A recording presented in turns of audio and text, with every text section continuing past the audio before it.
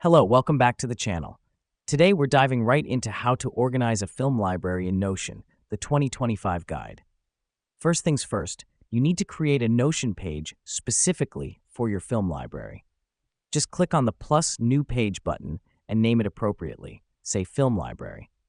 The reason we do this is to keep all your film-related information and resources in one place, ensuring easy access and better organization.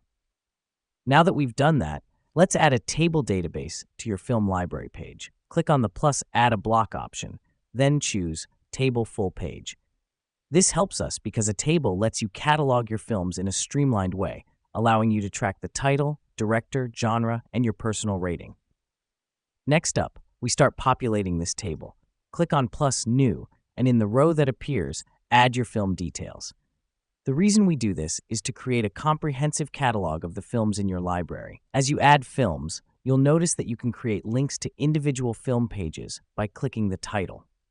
This is where you can add more specific information, such as cast details, plot summary, and even your own review. The reason we do this is to enrich your library with more than just basic film details. Now, let me explain why this matters.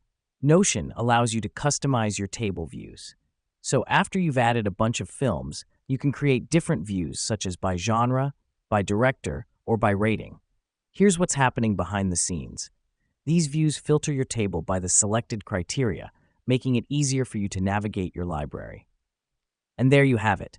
In just a few quick steps, you've set up a well-organized film library in Notion. Remember, the key here is to keep your library updated as you add or watch more films.